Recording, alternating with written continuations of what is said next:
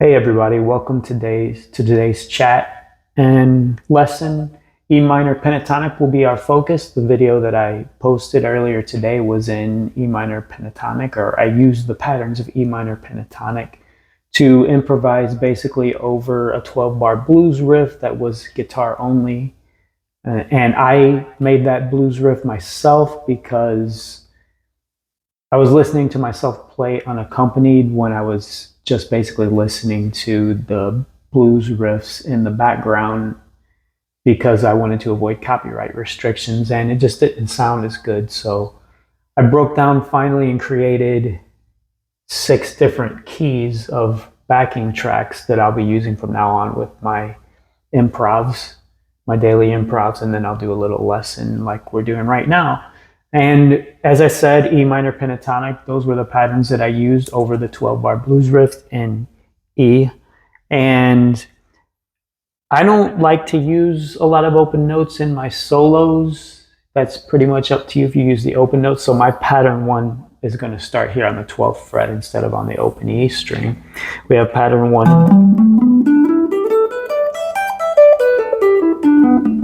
Pattern 2.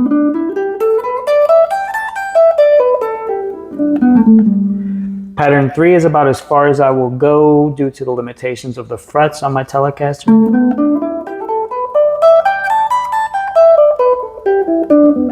And then we go pattern 1 connects to pattern 5 if we go in reverse. Pattern 4.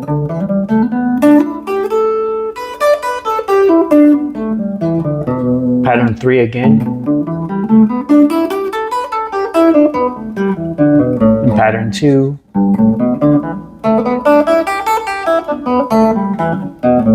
And as I said, that's as far as I will go because I don't typically do the open notes. But we have pattern 2 all the way to pattern 3 here at the end, so we have plenty of notes to work with. And I was doing a lot of sliding. You heard me up here in pattern 2 a lot. The higher pattern 2. Probably heard me mess up because I like to bend on that high E string in pattern 2, and it gets kind of tricky when you're up this high. See, as I've said before, I don't use my right hand as much as I use my left hand. I'm right-handed, so I'm using my non-dominant hand more. And I don't always pick the string when I go to that next string within the pattern. I just hammer on, and it's usually loud enough. Where it gets kind of tricky is when you get into the higher notes. You got to be precise. And so when you're in the heat of battle and you're doing your improv, sometimes you got to be mindful of that you're going to have to put a little extra pressure when you do your hammer-ons at the next string if you're not going to pick them, basically. Or you can pick them like with this lick. I like to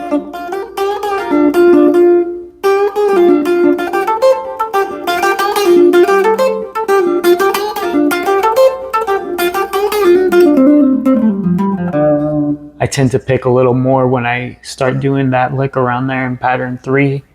But typically I'm doing, if you're distorted, it's not as difficult. I like to play on a clean channel so that those open notes, or sorry, not the open notes, but when I'm playing 3 notes at the same time so that they sound better, I typically like to play on a clean channel.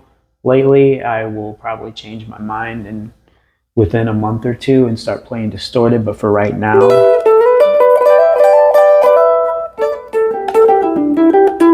I think it sounds a little better clean when I'm doing multiple notes in the same pattern. So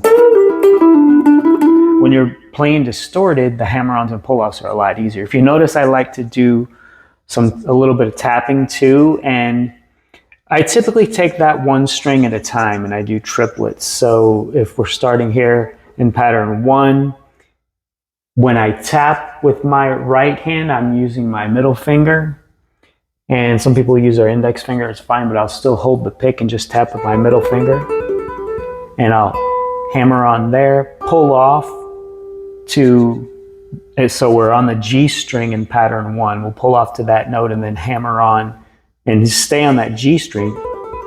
We're now between patterns 1 and 2, and then we go down, we're between patterns 5 and 1, we're between patterns 4 and 5, we're between patterns 3 and 4,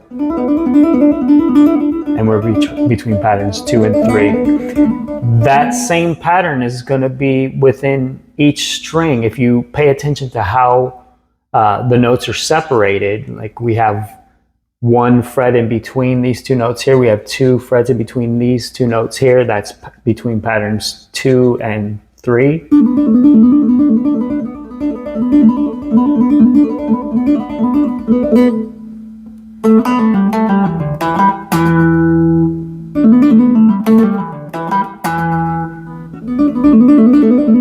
So in pattern 3, remember, is this pattern. In pattern 2 is this one.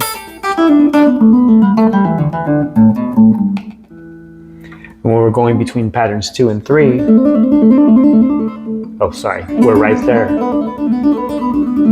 We have 1 fret in between those 2 notes and 2 frets in between these 2 notes, and then when we go up to between patterns 3 and 4, we have 2 frets in between the 2 notes on pattern 3 and 1 note in between the 2 notes on pattern 4. We go up between patterns 4 and 5, we have 1 note in between the notes of pattern 4.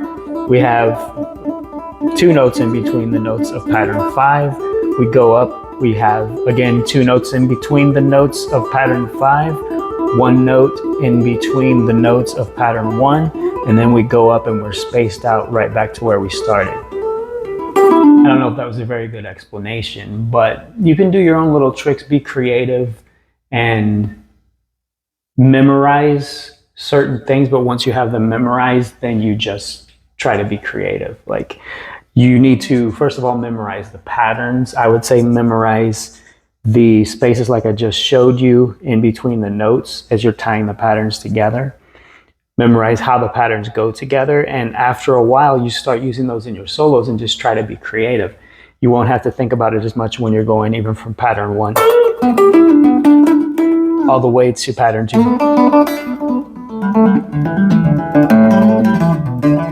You know, I like to slide between the adjacent patterns a lot, but you'll also hear me just go.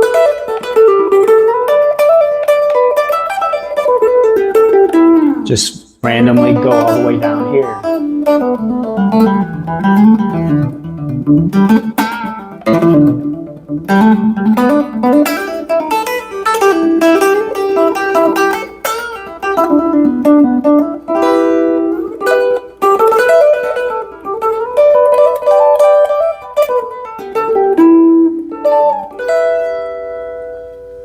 Anyway, that's enough for today. I will try to give a little lesson each day after I post the improv video. And I don't have a huge bag of tricks. There's certain things that I've memorized, and as you watch these videos, you will learn what I've memorized, and you can use those for your bag of tricks if you want.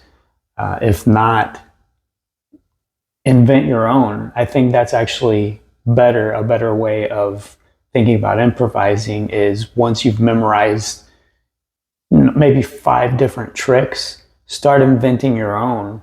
It's much easier for me to apply my own creativity into my solos than to just imitate another player, which is the advice a lot of guitarists give, is to imitate your favorite player, and that will eventually come across in your solos. That never worked for me. I learned cover songs for a long time, but I was never able to apply it to my own solos. Where I got into my state of flow was when I actually started being more creative.